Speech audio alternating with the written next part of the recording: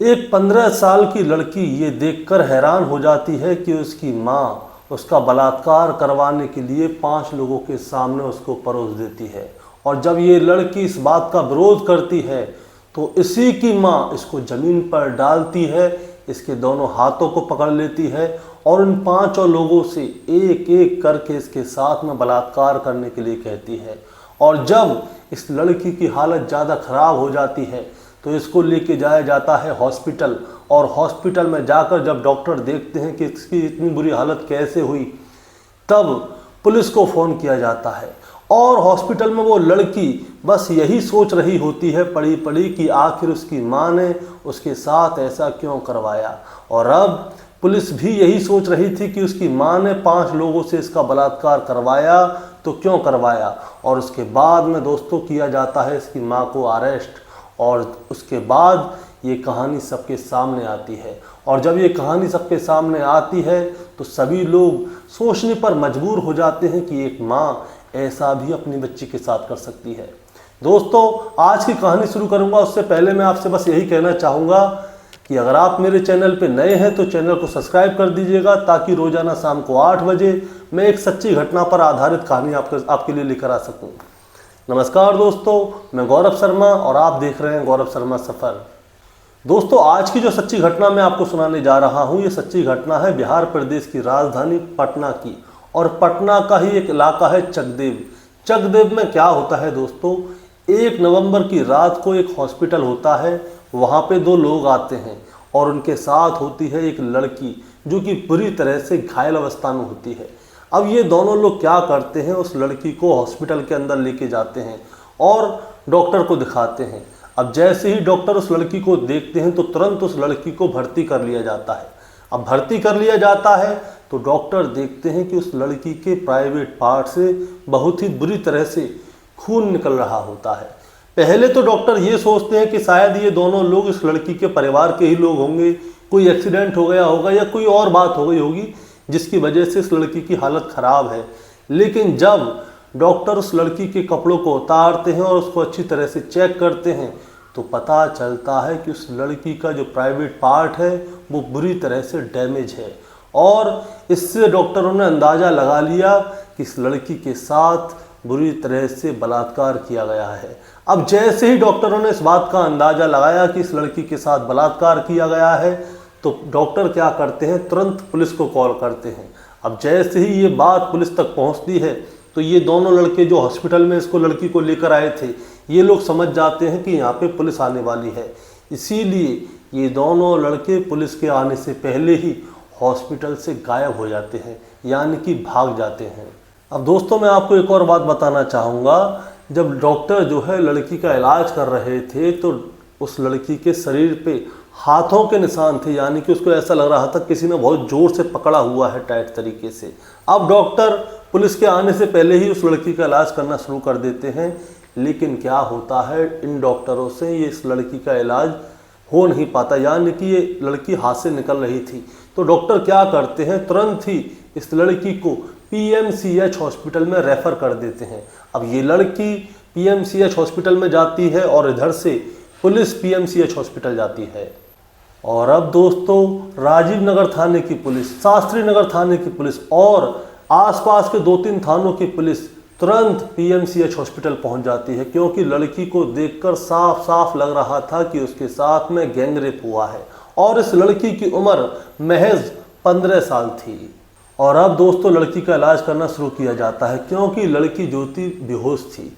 अब पुलिस क्या करती है, इस लड़की के बारे में जानकारी लेना शुरू करती है और उन 2 लड़कों के बारे में जानकारी लेना शुरू करती है कि ये दोनों कौन थे जो इस लड़की को लेकर आए थे। लेकिन पुलिस करे तो क्या करे, क्योंकि इस लड़की के पास कोई भी आईडी नहीं थी और ये लड़की बेहोश थी। अब पुलिस आसपास के CCTV कैमरों की फुटेज को चेक करने लगती है और साथ में इस लड़की को होश में आने का इंतज़ार करती है। और अब दिन आता है दोस्तों 2 नवंबर 2024 का। 2 नवंबर 2024 की सुबह इस लड़की को होश आता है। तो अब पुलिस वाले इसके पास जाते हैं और इससे पूछते हैं कि तुम्हारा नाम क्या है, कहाँ की रहने वाली हो और तुम्हारे साथ ये क्या हुआ है और किसने किया है। तो ये लड़की अपना पता और अपना नाम बताती है और उसके बाद में ये बताती है कि मेरे साथ गैंग रेप हुआ है और 5 लोगों ने मिलकर मेरे साथ गैंगरेप किया है। और मेरे साथ गैंगरेप जब हो रहा था तो मेरी माँ ने ही उन लोगों का साथ दिया। अब मैं ये नहीं जानती कि मेरी माँ ने उन लोगों का साथ क्यों दिया, उन लोगों से मेरे साथ गैंगरेप क्यों करवाया। दोस्तों, जब ये लड़की इस बारे में पुलिस वालों को बता रही थी तो बहुत ही बुरी तरह से रो रही थी और रोते रोते दोबारा से बेहोश हो जाती है। और अब दोस्तों, पुलिस वाले क्या करते हैं, पुलिस वालों को लड़की ने अपना एड्रेस बताया था शास्त्री नगर एजी कॉलोनी और अपने घर का पूरा पता बताया था। तो पुलिस क्या करती है, तुरंत उस लड़की के घर पे जाती है, तुरंत उस लड़की की माँ को गिरफ्तार करती है, उस लड़की के बाप को उठाती है और तुरंत हिरासत में लेती है।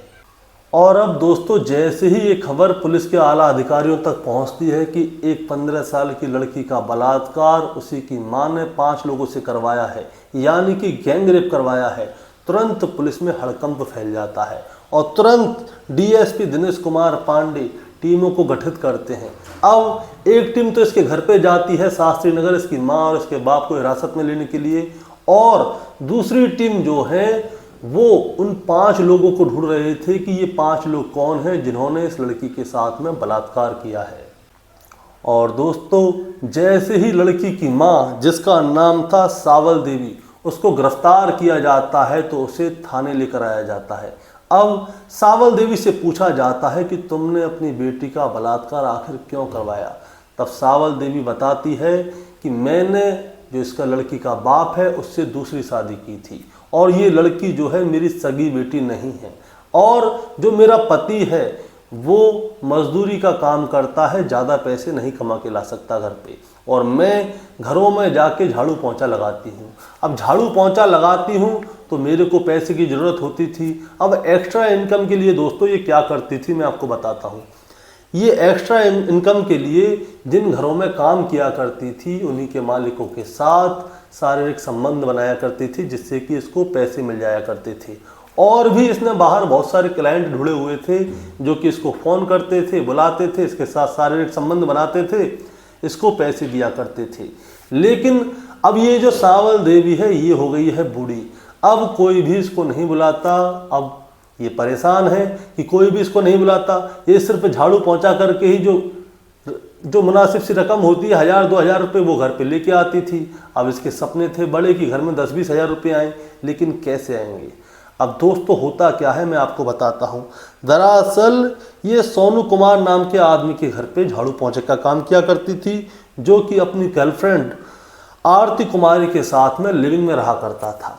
और होता क्या है, आरती कुमारी और जो सोनू कुमार हैं ये दोनों लिविंग में रहा करते थे, और इनकी माँ जो सावल देवी थी, जो उस लड़की की माँ थी, वो उनके यहाँ पे काम करती है। अब ये लोग प्लानिंग करते हैं क्या, आरती और सोनू सावल कुमारी को ऑफर देते हैं कि तुम्हारी बेटी अब जवान हो गई है, जिसकी उम्र 15 साल है, और तुम्हें उसके अच्छे पैसे मिल सकते हैं, अगर तुम चाहो तो तुम्हें अच्छे पैसे मिल जाएंगे। अब क्या होता है दोस्तों, अब सावल कुमारी जो होती है वो लालच में आ जाती है। अब लालच में आ जाती है तो वो कहती है कितने पैसे मिलेंगे, वो कहती हैं कि 5 से 6 हज़ार, हो सकता है 10 हज़ार रुपये भी मिल जाएं। तो सावल देवी इस मामले में तैयार हो जाती है कि ठीक है, मैं अपनी बेटी को ले आऊँगी, और कहाँ पे लेके आना है, क्या करना है, आप मुझे बता देना। तो एक शख्स होता है जिसका नाम होता है अर्पित, और उसी का दोस्त होता है राजीव। राजीव जो है ठेकेदार है, जिसको कभी भी गाड़ी चाहिए होती थी वो अर्पित के पास जाता था। अर्पित ट्रेवल एजेंसी का काम करता था, राजीव उसके पास जाता था, उससे क्या करता था, गाड़ी वगैरह लिया करता था जब भी कहीं पे जाया करता था। तो इन लोगों में प्लानिंग हो जाती है कि ऐसा है, सावल देवी जो है उसकी बेटी 15 साल की है, और उसे बुलाते हैं, उसके साथ संबंध बनाते हैं, जो पैसे होंगे उसे हम दे देंगे। अब क्या होता है दोस्तों, अब सावल कुमारी को 1 नवंबर को एक जगह बताई जाती है, एड्रेस बताया जाता है, और उस जगह पे सावल कुमारी को अपनी बेटी को लेके आना था। और अब दोस्तों, एड्रेस क्या था मैं आपको वो बताऊंगा। दरअसल राजीव नगर थाने के अंतर्गत में ही एक पाटलिपुत्र अपार्टमेंट आता है, वहीं पे फ्लैट नंबर 1 में इन लोगों को जाना था, और वहीं पे अर्पित मिलता है, जिसका की ट्रेवल एजेंसी का काम था, और उसके पिताजी रेलवे में काम करते हैं। अब मैं आपको बताना चाहूँगा दोस्तों, अर्पित के परिवार के लोग, सभी लोग दशहरा से अपने गांव गए हुए थे, और यहाँ पे अर्पित जो था अकेला था। अब अर्पित ने अपने दोस्तों के साथ में प्लानिंग की थी कि यहाँ पे एक औरत आएगी अपनी बेटी को लेकर, हम लोगों को उसके साथ संबंध बनाने हैं। अब क्या होता है, अब जो उसकी माँ थी सावल देवी अपनी बेटी को लेकर अर्पित के फ्लैट पर पहुँच जाती है। अब अर्पित के फ्लैट पर पहुँच जाती है तो उसकी बेटी की उम्र थी 15 साल। अब वहाँ पे गई तो वहाँ पे 5 लोग मिले, यानी कि 5 लोगों को उस लड़की के साथ संबंध बनाना था। अब जैसे ही जो सावल देवी है वहाँ पे 5 लोगों को देखती है तो वो अर्पित से कहती है कि तुमने तो मेरे से बोला था कि 1-2 लोग होंगे, यहाँ तो 5-5 लोग हैं। तो अर्पित क्या है, उसकी रकम बढ़ा देता है। अब रकम बढ़ा देता है तो सावल देवी को क्या है, लालच आ जाता है।